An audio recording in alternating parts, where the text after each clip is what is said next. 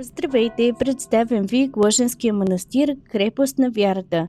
Високо в подножието на връх Камен Лисец, близо до село Гложене, община Тетевен, върху отвесна скала като истинска средновековна крепост се издига Гложенския манастир. Основан е през 1230 година от киевския княз Георги Глож със съгласието на цар Иван Асен II. Легендата гласи, че чудотворната икона на свети Георги сама избрала скалите, като постоянно изчезвала от първоначалния строеж в ниското. Монасите разбрали това като Божия знак и така манастир е изграден високо по-близо до Бог и по-далече от светата, на това величествено място.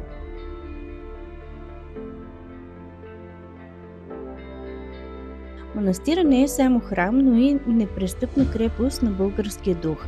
Прекрачвайки прага на манастира, шума на съвременния свят изчезва.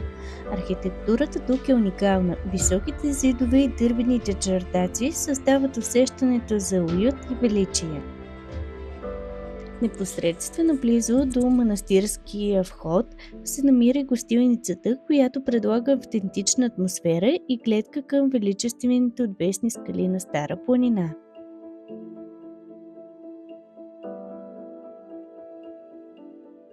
Входът към самия манастир е уникален. Изсечен в скалата тунел, този проход е свидетелство за крепостния дух на мястото, който ще ви пренесе в тишината на святото пространство.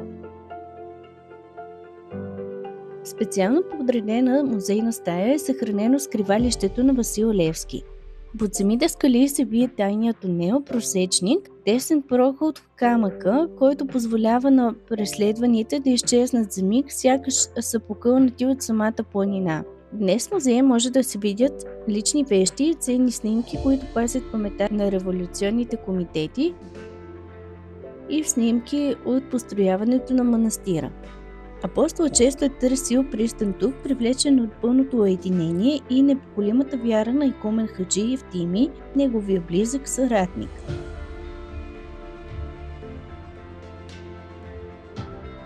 За тези, които искат да се потопят напълно в атмосферата, манастира предлага и стаи за отдих. В просторните тераси се открива величествена панорама към долината на река Ви и върховете на Стара планина. Втората музейна експозиция разказва бита на монасите. Предметите в нея разказват история за един суров, но изпълнен със смирение живот, посветен на Бог. Влизайки в главната църква Свети Георги, пред очите ви оживява изящен иконостас. Образите тук не са просто изкуство, те са оцелели след земетресения и пожари, носейки в себе си същата величествена енергия.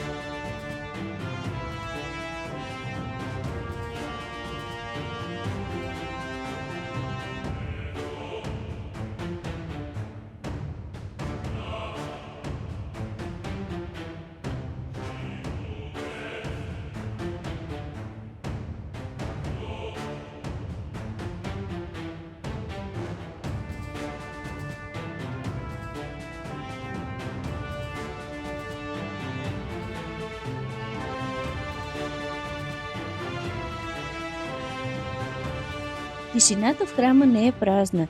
Тя е изпълнена с молитвите на поколения вярващи. Тясно от светия олтар е разположена и чудотворната икона на свети Георги. На нея е кръстен манастира. Иконата е окована от масивно сребро, изработено през 19 век. Изобразен е свети Георги на кон, който убива змея.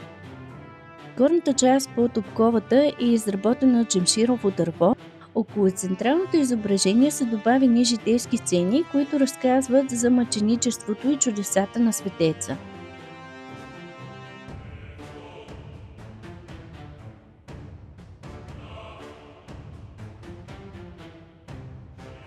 Особено ценна е и рядката икона с лика на цар Иван Асен II, който лично е дарил земя на княз Глош за основаването на манастира. Образът на царя е символ на златния век на българската държавност.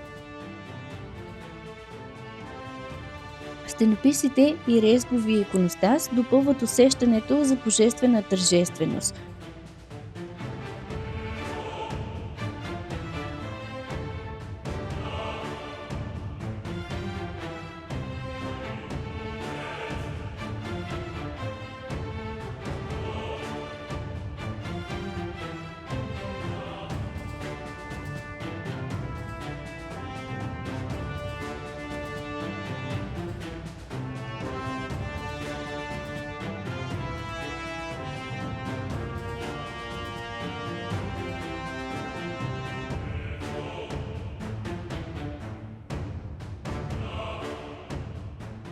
Натръкване ни изпраща верния пазач доброто куче Шаро.